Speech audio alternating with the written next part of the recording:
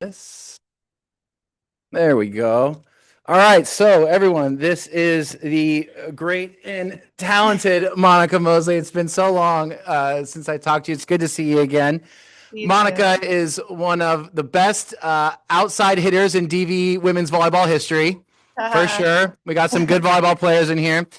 Love it. Was an integral part of the best class, DV 2008, which won Class of the Year 3 years. They got robbed the other year. They should have won all 4 years. Got Should have. robbed. Should have taken Should it have won. all. Yep, should have taken them all. That and actually, this class, the class of 26, is the first class they've won their junior year, and they're going to win this year. And That's amazing. ever since you guys, it's just been the seniors like pretty much every year. So it's finally nice Yes, to have a taking it. class win twice in a row. And she won the Aubrey Lucas Memorial Scholarship in DVTV her senior year. So she's just an all around all star. Look at this. Look at this. There's What? Monica in the Oh middle. my gosh, so cool. I haven't seen that in forever. Still hanging in the back room. I Still love got that. that. Yep. All right. So take us back to 2008 into DVTV. What do you remember? Do you have any embarrassing stories about Ulf? Is what they want to know. And how much did DVTV help you in college and beyond? All right, so I'm not just saying this just because I'm on here, but DBTV was for sure my favorite class. I'm not sure how you feel in this Let's room, go. but I looked forward to it all the time. Obviously, you have to do your English, you have to do your math, you have to do your history, government, whatever. But DBTV, I felt like there was something so special about being able to be creative with your peers and see something through. And of course, Ulf will give you prompts or ideas, but it really is down to you and your peers, your friends, to put everything together from start to finish. So it definitely was my favorite class. I don't feel like I have any embarrassing memories. I mean, I'm not sure if he still has amazing dance moves. If he still goes to like some of the Sometimes I events. pop into a dance here and there, but not nearly like it was back then. Okay, not like back then, but I remember that or you coming out to support us, like in volleyball, Yeah. like you mentioned, or other Yeah. things too. Like obviously loving that, you giving back as well as much energy that we as a class would put into everything. So Mhm. yeah, I don't have any embarrassing stories as much as I really was trying to dig deep and be like, what was something I could share with the class? If I think of any, I'll definitely follow up and share with you Very good. guys.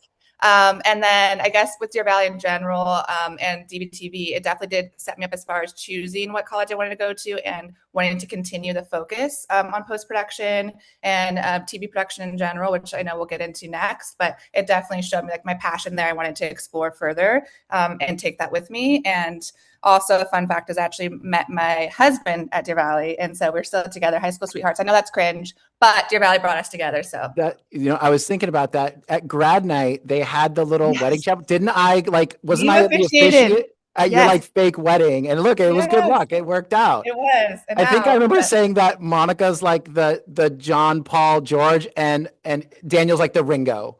He's just kind yes, of along for the ride. Like I Monica's love the it. star of the show here. All right, so you after DV you went to Sonoma State, if I Yes, recall. yes. Why did you decide to go there, and what advice do you have for those who are thinking about taking any kind of media studies or film or communications things in college? Yes. So I chose to go to Sonoma State because it was close to home still. I grew up obviously where you guys are, Antioch, Oakley area, and I didn't want to be too far away. So it's like an hour and a half away. And also, yeah, I could get a degree there in communication studies with a focus in TV and film.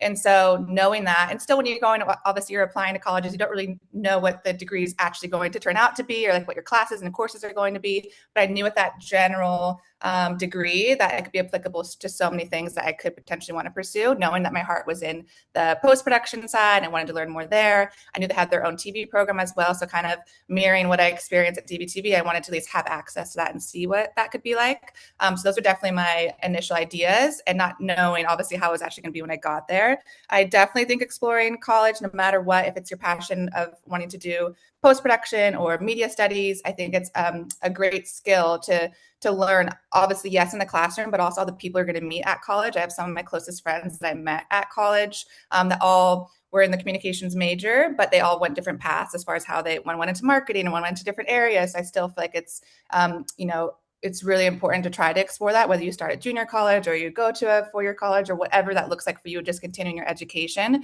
Because yes, I would say 50-50. The education itself is very important, but also the people you meet and the networking and everyone that has a similar passion as you, like that common ground, will be so useful in your adult life as well. Right, finding people like when I was at Santa Cruz, I was lucky. Like I found a guy who was a camera guy. I found a guy who was a writer, right? And Yeah. I was the editor, and we all kind of worked together. And then, those guys in the future, they might be able to hook you up with something. Or even then I would try to find actors in the theater department because like we weren't actors, right? So I'd use Yes. the music department to do the music for my movies and things like that. So So it sounds like you were really focusing in post-production. Like what is it about post-production that really spoke to you, and how did you use that going forward? yeah, I think it also goes back to the creativity side. So, of course, discussing something in a room, having an idea visually of what you want to capture, but then actually seeing that story come to life, and it's on you to tell that story or which cuts you want to put into things, or actually reordering things. You can really change the storytelling through editing. So that was something that I really wanted to learn more and dig deeper in. And at Sonoma State, like I said, they did have a TV department there, and so we got to do. It was kind of like an extension of DVTV in a sense. There were different assignments, different projects, and we had leaders there as well that were in charge of certain concepts that had to be fulfilled each semester. And you would have to present back to the class, or you get to go on campus and have different opportunities and different access to things you wouldn't normally if you weren't part of the TV program. And so that was really like I wanted to dive deeper in the post production side because I love the storytelling. And eventually there too became a leader on campus there to help the younger students too to have that same passion, that drive, and see things through. So that was really special to kind of, it felt like a continuation of DBT at Sonoma State, as well, to kind of flourish the passion of post production. And that was, I think, through high school and college was the best creativity when it comes to post production. And then later on in my career, which we'll get to, of seeing the more professional side of it, is where I had that pivot of learning like, oh, doing it for passion versus doing it for a career. There's a big difference there because you have to adhere to a higher power, other people making decisions for you. It's not like, I think this is how it should be cut together. It's actually someone else telling you, no, remove that, put this over here. Like it's just actually you're following their rules versus doing what you want to do. So that was Brand guidelines, brand yes. books. You get those thick brand. Yes, No, this is how the logo has to look. Yep, exactly. for So it was sure. a big change there. So Yeah. then after Sonoma State, you worked as an intern at Focus Features. How did you secure that internship? Did you have a demo reel going from Sonoma State, and what was that experience like?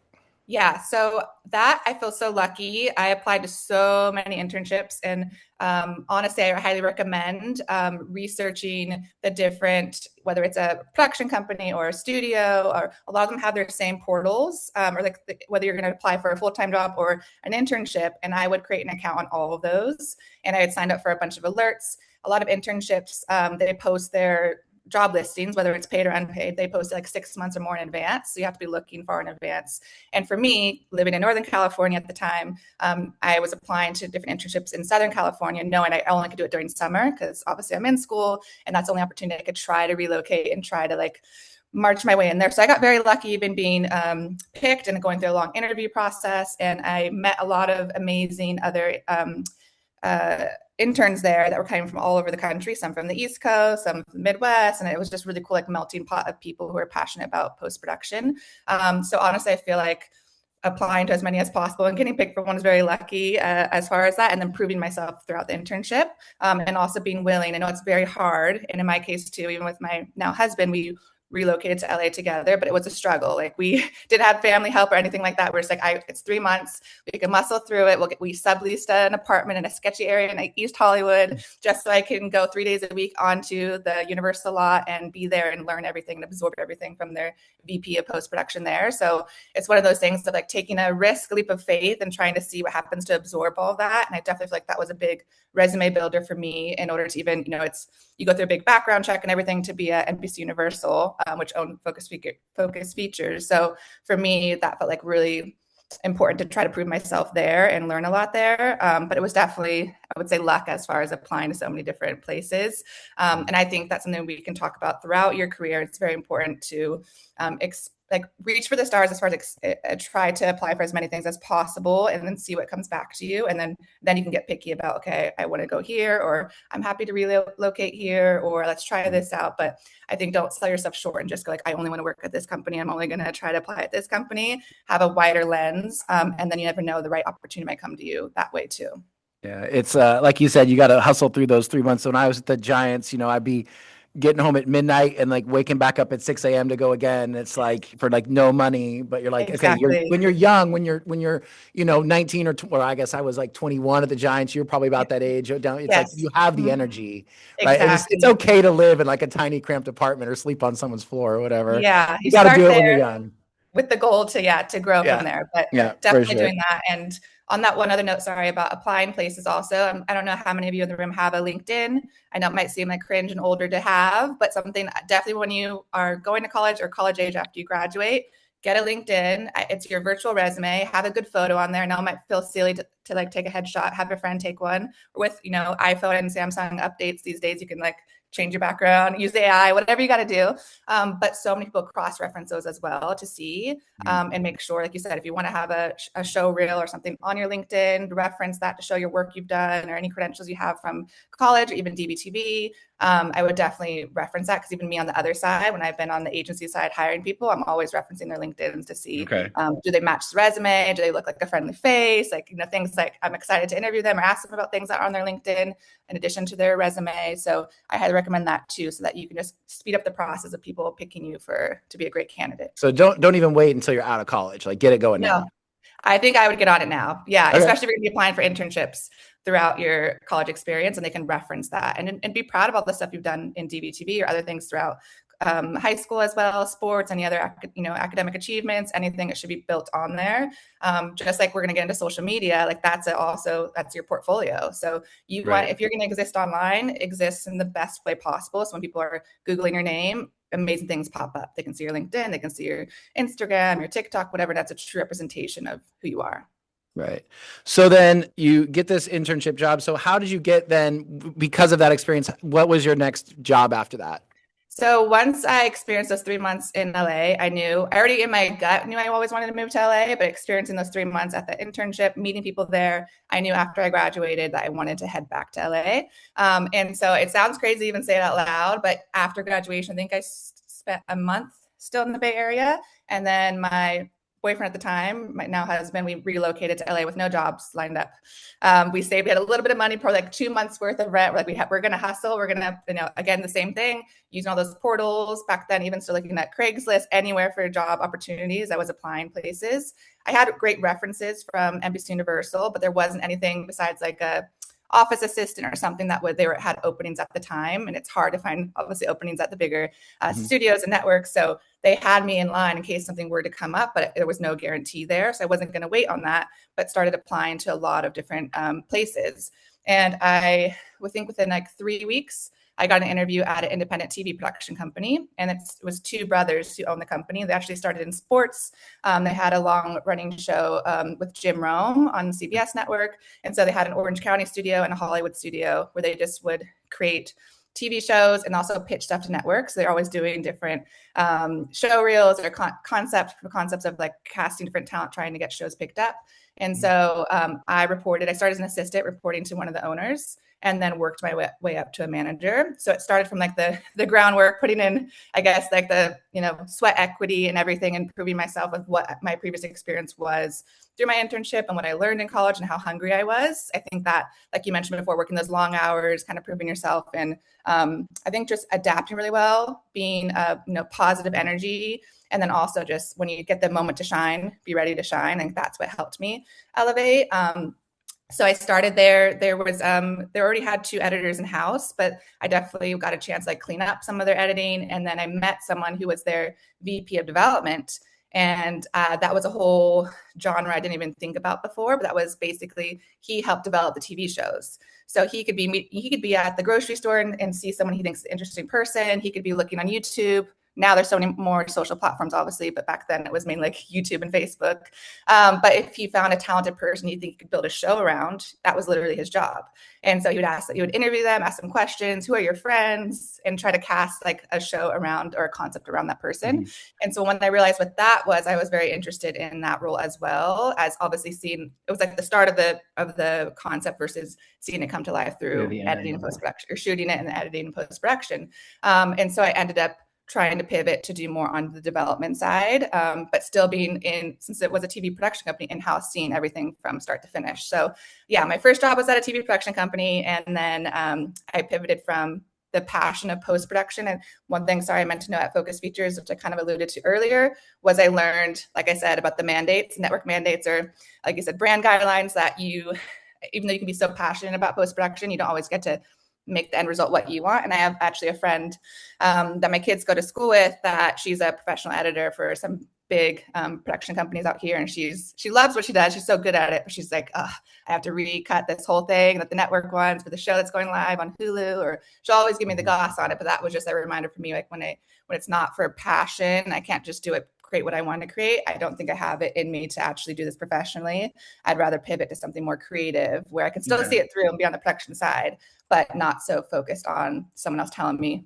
change this, change that. Yeah, I think when your production crews are smaller, like DVTV or Sonoma, the editor has a lot of say. Yes. Whereas in the bigger things, it's like they're more just a tool that the director says, do this, and they're the hands that make it happen. Exactly. Yeah. It's so right. do you think that kind of the editing being kind of the end of the process and you moving to like all the way to the origin, do you think that having that kind of full gamut helped you as a person to like being able to develop, like I understand the whole process so I can kind of envision it better?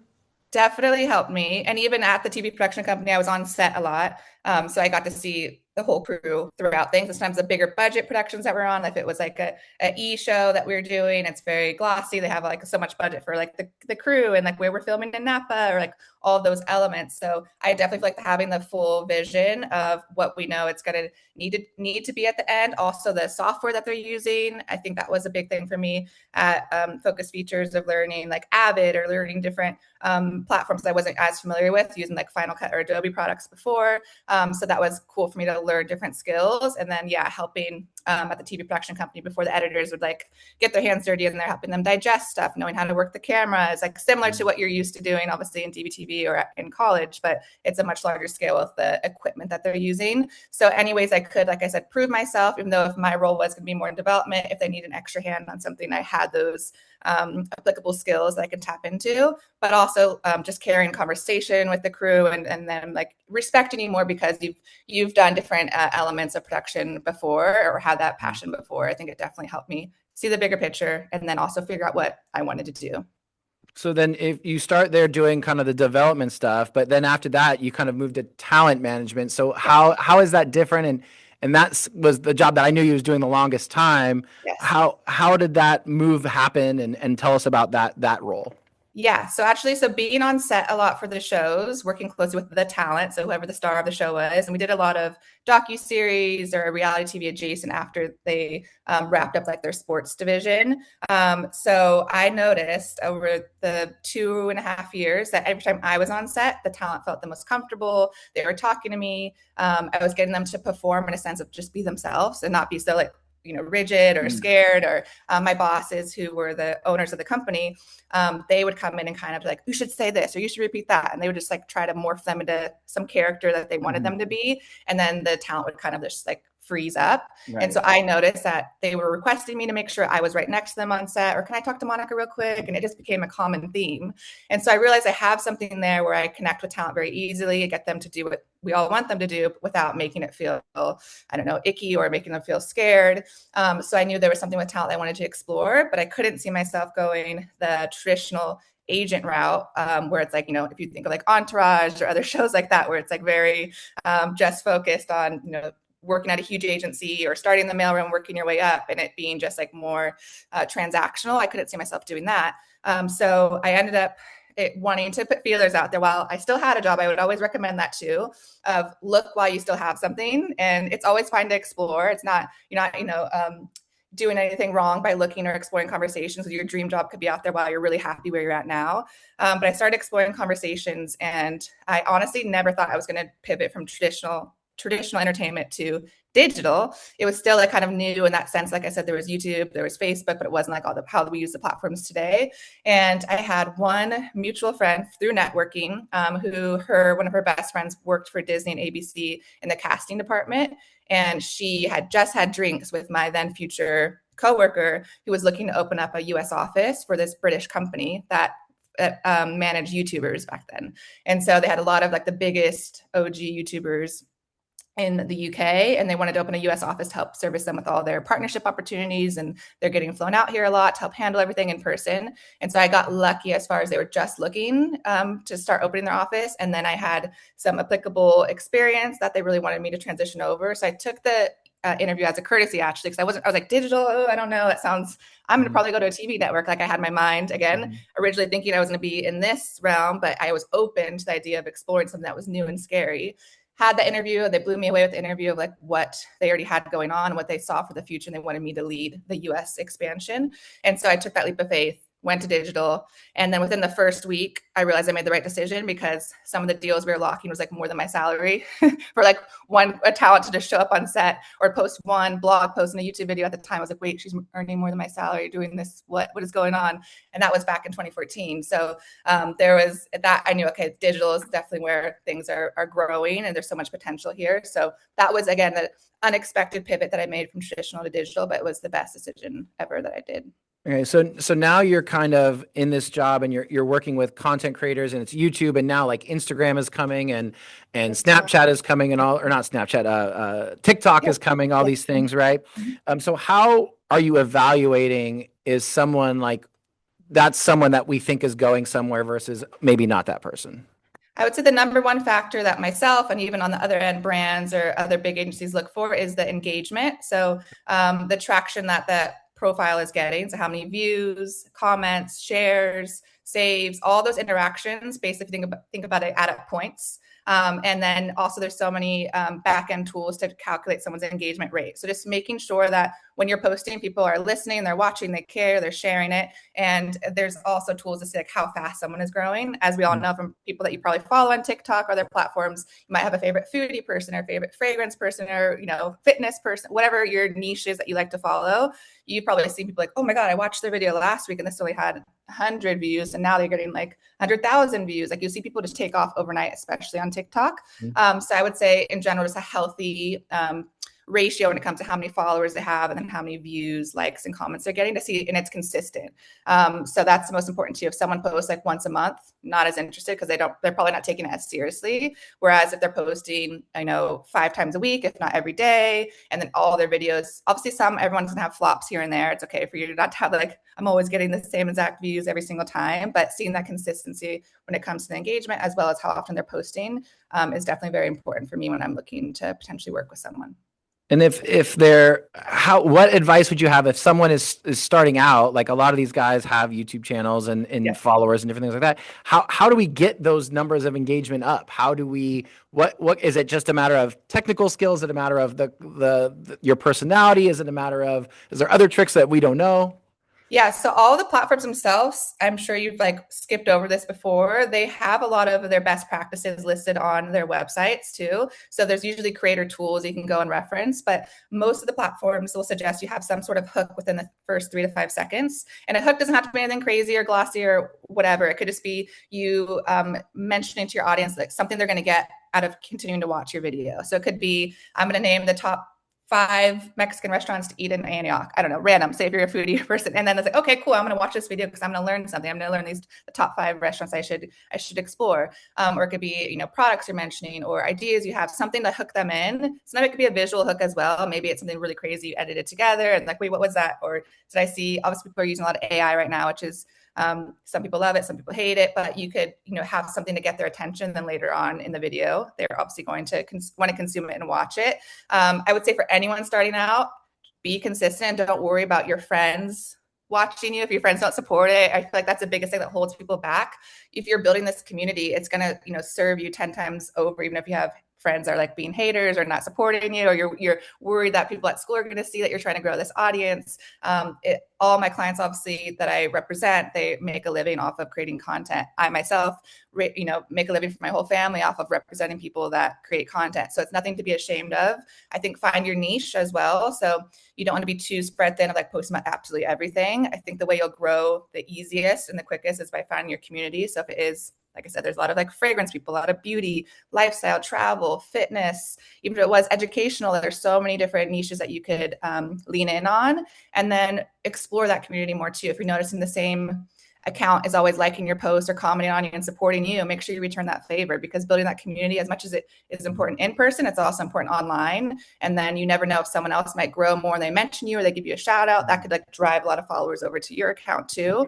But at the core, it always needs to be genuine. Don't ever do it just because you're trying to get something out of someone. Same with networking in real life.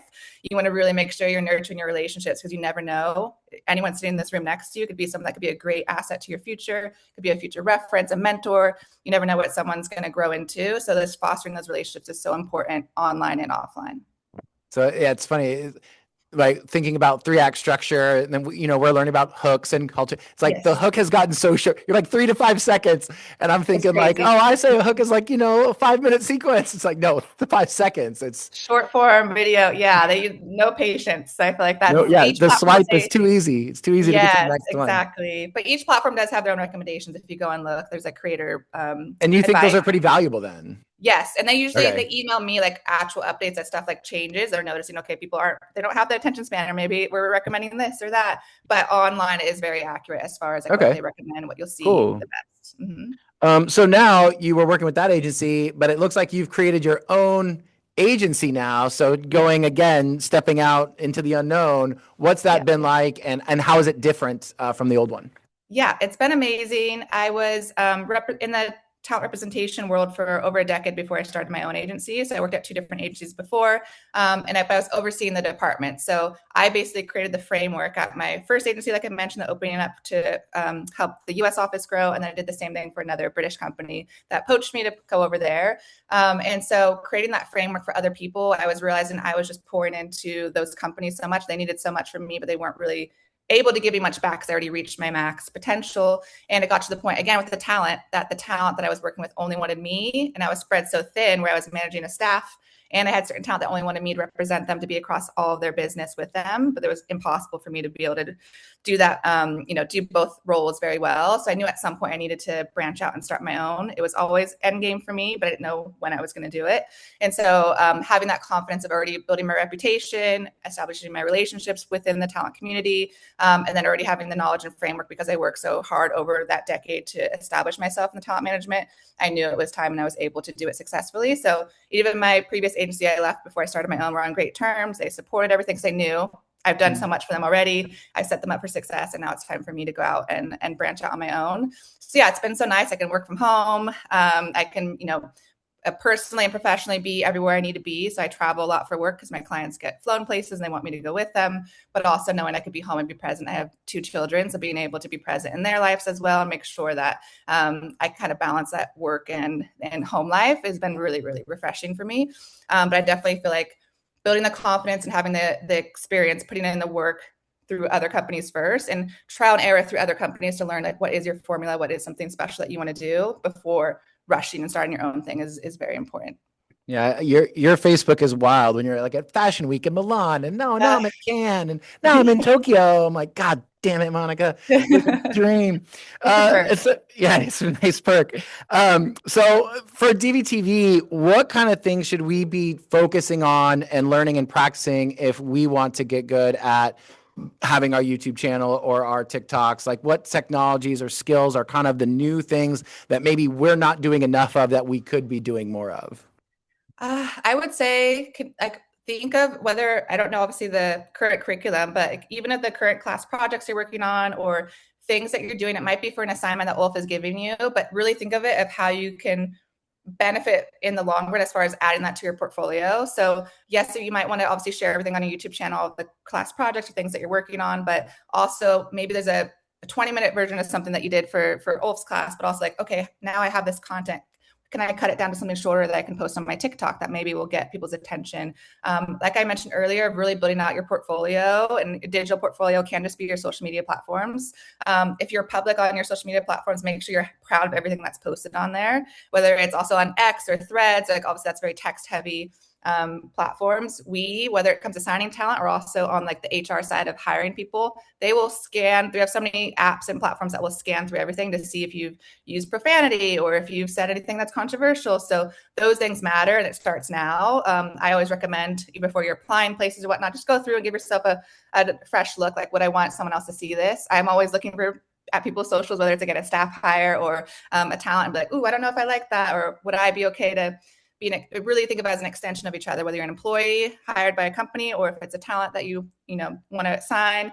If you're worried about something that could be controversial, it's just there's so many people out there that just move on to the next one. So I would say make sure everything you're putting out there is a true representation of you and what you want to be known for and how you want to be discovered, and not how you want to be turned away from or not considered for. So I think just being consistent and taking some of those, like I said, class projects or passion projects that you have and then finding a way for them to live in the digital ecosystem will help you get noticed. Again, whether it's you want to be a creator or you want to work for a company that specializes in media. Right. That digital footprint lives forever.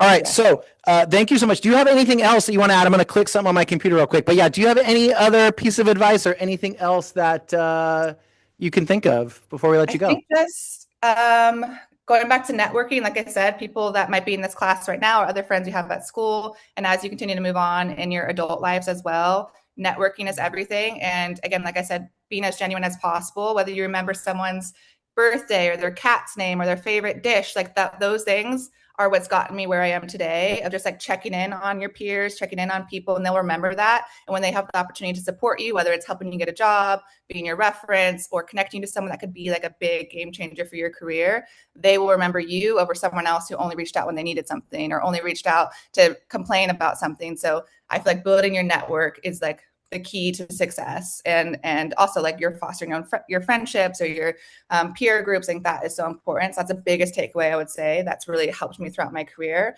And if I was ever a difficult person or not friendly, or it could have easily closed a lot of doors for me. So being the opposite and checking in on people and just being a pleasure to be around, I think will get you so far, in addition to being skilled and being, obviously proving yourself academically too. It's like the award you got in here, right, is for being the most positive, the most helpful person. You've always been that, and I thank you so much. I'm so proud of you. Oh, thank you. Everything you've done. I miss you so much. I know. I Thank you miss you so too. much Thank you for so much, coming to us everyone. I today. hope you have a great rest of your day. If anyone has questions, you can find me on LinkedIn. We can connect. And also, Ulf can give any details as well. I see. Are you waving? Yeah. Thank you. Those are volleyball guys back there. Oh, We had a lot of kids with the AP test. I scheduled this for the wrong day. They have there's like 10 kids out with AP tests, but I recorded the meeting. They're going to watch it for homework. All right. Thanks, sis. Perfect. Have a good one. Talk to you Bye, later. Monica. Bye. All right. Very good. Now I got to figure out how to get that recording. Come here. Why is it big? Stop record. Which one of these says stop recording? I can't see with my eyes. The bottom one.